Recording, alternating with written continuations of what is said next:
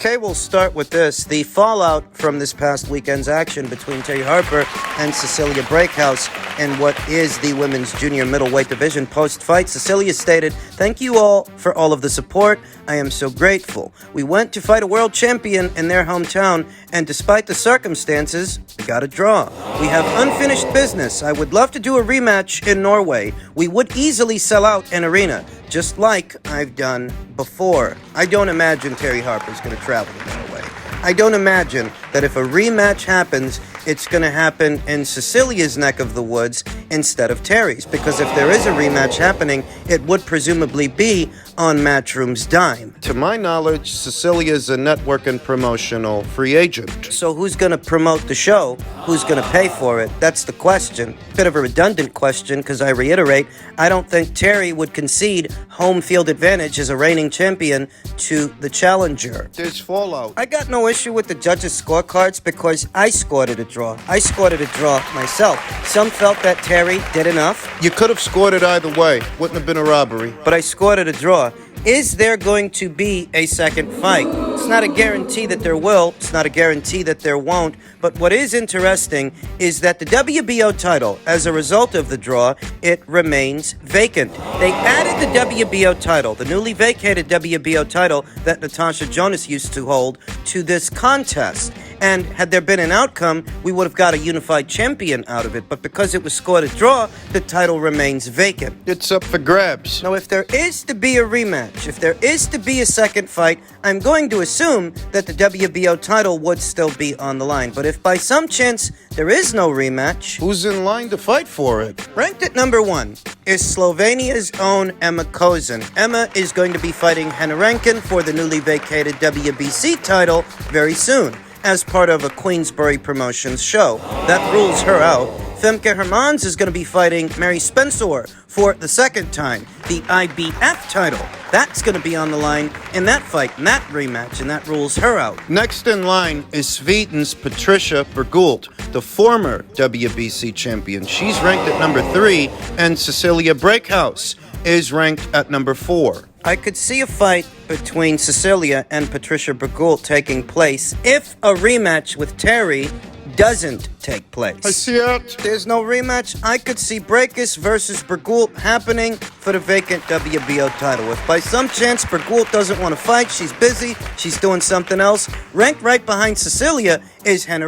But like I said, Hannah's spoken for. She's fighting Emma Kozin for the WBC. Marie-Eve Dicaire, she's retired. I don't even know what she's doing there. Update these ranks. Ranked behind retired Marie-Eve Dicaire is Zambia's own Lolita Musea, yet another possible candidate for a Brækhus fight. Mary Spencer, I told you, she's fighting Femke Hermans, so that rules her out. You've got Turkey's unbeaten up-and-comer, Delaria Usel. I mean, listen, I wouldn't rule her out as a possible candidate for a Brækhus fight. No, I wouldn't rule her out, but I don't think she's ready for a Brækhus fight. Nowhere near ready for somebody as seasoned as Cecilia. Given the kind of girls that Delaria Usel has been fighting, that would be a considerable step up, a big leap, big jump in competition. The woman ranked behind her would make more sense. Former WBO champion of Argentina, Johanna Belén Alfonso. Remember, this is just the first look. This is all on the predication that a rematch between Cecilia and Terry doesn't happen. If it doesn't, I could see a Bergult fight happening. I could see a Lolita Musea fight happening. Maybe a Delaria Usel fight. Maybe. That's if a rematch with Cecilia and Terry doesn't happen. One still might. It's still very early, and the story is still fresh. Where did Terry go wrong? Why was Jessica McCaskill, who's more of a mauler, a brawler, able to beat Cecilia Brækhus where Terry Harper did not, even though Terry is a more conventional boxer? And that's just it. Terry is a more conventional boxer. Against an aging fighter, what you want to do is push their limits, push them to their boundaries, and make it rough and tumble. Make it physical, like Jessica did. Don't let a boxing match break out, because if it's a boxing match, if it's a chess match, well, that keeps the older fighter in the fight. Fighting for real estate, fighting for space, fencing with the jabs. It's not as rough and tumble. To make the aging fighter feel their age, you have to make it a physical fight. Come at him hard and fast, like Joe Smith Jr. did Bernard Hopkins in what was supposed to be Bernard's swan song. So it works. If there is a second fight, Terry Harper has to try to be more aggressive, take more chances, and push the envelope, push the pace. Wear out the aging fighter. Easier said than done, I know, but that's the way it is. That's how it is. See what happens if there is a second fight and how it all goes down. In men's lightweight and super lightweight news, Devin Haney isn't ruling out a return to lightweight. There are a lot of big fights at 135. Yeah, but can he make that weight healthy? Haney is eating a bit more nowadays. His face also looks fuller. But while it's clear that he's loving the extra weight, Haney isn't completely washing his hands of the lightweight division. Simply put, if returning to 135 makes him the most dollars and provides him with legacy-defining fights, Haney is willing to make those grueling weight cuts again. We've got to see, said Haney to a group of reporters when asked if he'll ever return to the lightweight division. There's a lot of big fights at 135, big fights at 140. We'll see what makes the most sense. For now, lightweight is a thing of the past. Devin Haney is 24 years old, and he was at lightweight for a long time. That is not a weight that's going to get easier to make over time. It's only going to get harder. What big fights are still there at 135 pounds? You got to be talking about a Gervonta Davis fight, maybe a Shakur Stevenson fight, irrespective of what happened in the past. Because I don't feel like recapping all that stuff. What you might believe versus what I might believe. At the end of the day, Shakur and Devin are both young fighters that could end up fighting each other down the line. The commercial value of a fight here and now between them is not what it could be later on. As it pertains to Gervonta, well, Gervonta's supposed to be the biggest name at these weights. Gervonta Davis is supposed to be the face. So has the face made Devin an offer? Has Gervonta Davis made an offer at any point for Devin Haney to go over there and fight him? Because if he hasn't, what the hell are we talking about? Nothing. You want to see the best guys versus the best guys while they're still at their best. And at this point, I don't even think Devin would be at his best at 135 pounds. He's 24 years old. His body is still growing. He's about to make his super lightweight debut. You know what they say. In this sport, when you go up, don't come back down. You'll lose something on the way down. He's fighting Regis Prograis for what is Regis Prograis' WBC title.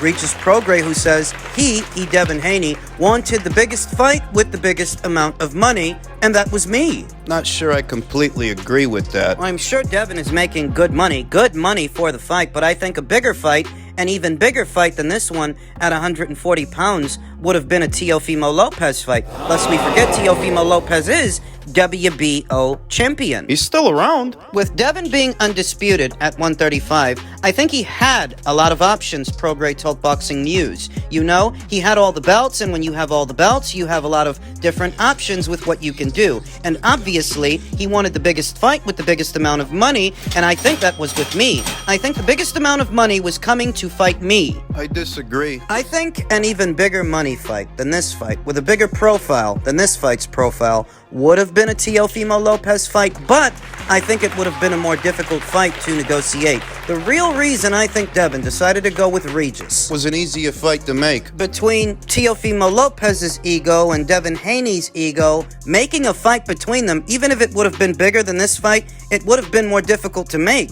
than this fight. This was easier. I mean, look at how fast they got it done. The Southpaw Prograis indicated that negotiations with Haney took a little longer than expected and that there were complications regarding the date of the fight. But Prograis noted that he started his training camp well before the fight was a done deal, essentially right after his last fight in the summer against Danielito Zorrilla. Since I heard his name, I started training. You hear Devin saying that he's not quite done at 135 pounds, that for the right fight and the right price, he might go back down there, but let's say he actually beats Regis and becomes a two-division champion, WBC champion at this weight.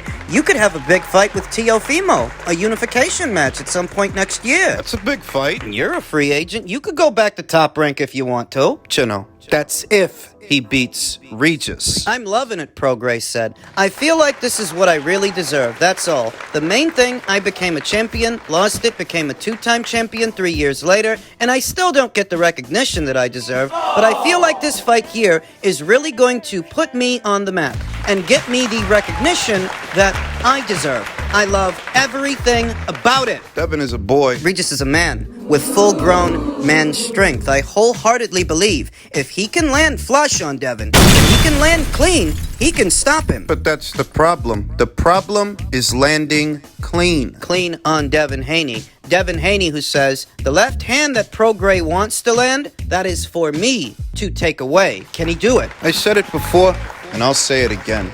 Devin's got the right style for the job. The question is, does he have the right size and does he have the right durability? Because this is a stronger puncher than anybody he's fought so far. And a naturally bigger man. This ain't some featherweight that moved up to super featherweight and subsequently lightweight. This is a full-blown super lightweight. Full-blown 140-pound fighter.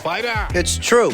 I fought guys that were southpaws that hit me with left hands, Haney told FightHype.com. It's just part of the learning process. The left hand that Regis wants to land, of course, that's what he wants to land. That's what he's going to try to land. That is for me to take away from him. I want him to throw it. He believes in the left hand. He will die by the left hand. I want him to throw the left hand because that's what's been strong. That's what they've been seeing me get hit with the most, more than any punch. So it's for me to show him that he can't hit me with that left hand because that's what he's strong at, and that's for me to take away from him.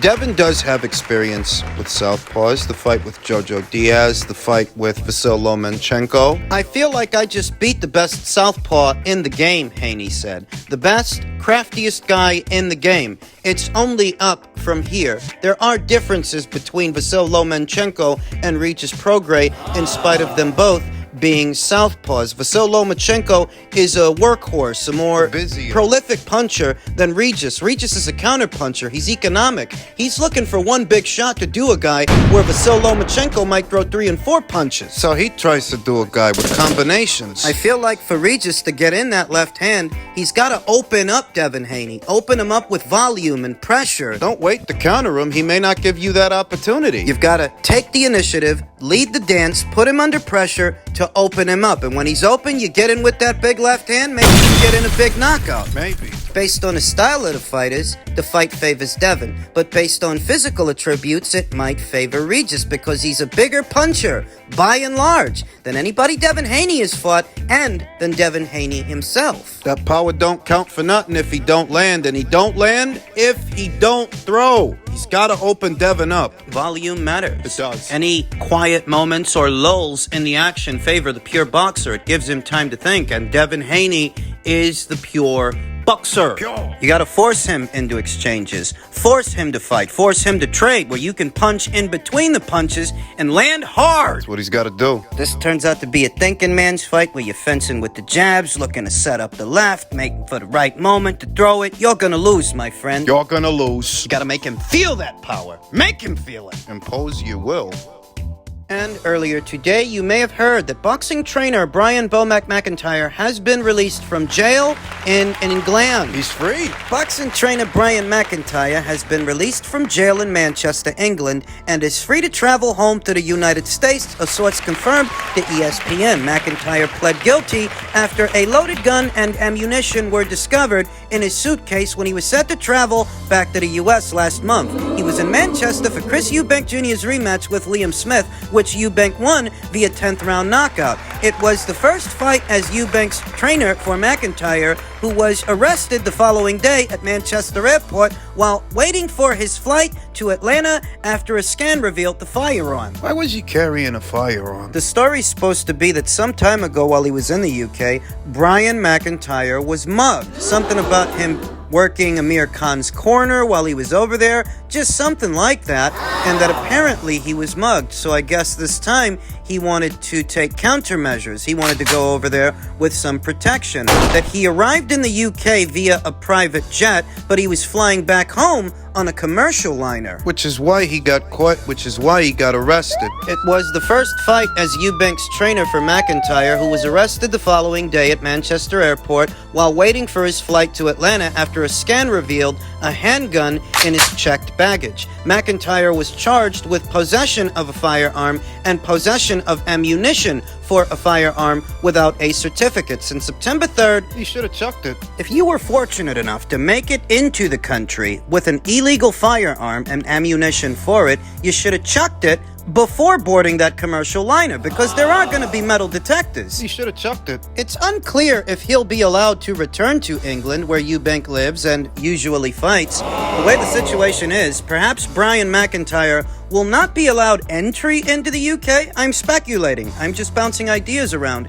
And if that's the situation, that would then have to mean if Chris Eubank Jr. is insistent upon being trained by him, he'll have to travel to America. He will have to come here. Like Joshua Buatsi was doing with Virgil Hunter, like Anthony Joshua's doing with Derek James. He will have to fly to America, and he would have to train here if he wants to continue to work with Brian McIntyre. It does seem to have made a difference. The performance that he put on in the first fight and what happened versus what we saw in the second. Working with Brian made a difference. Brian got lucky, let's just be honest. Brian got off easy. This could have easily turned into a Brittany Griner kind of deal. A Brittany Griner kind of situation. She spent a year in a cell in Russia for an illegal substance. This guy went to the UK with an illegal firearm and ammunition for it. You ain't got no Second Amendment rights over there. In case you got your wires crossed, it seems that the intel from Boxing Insider Rick Glacier ended up checking out because he said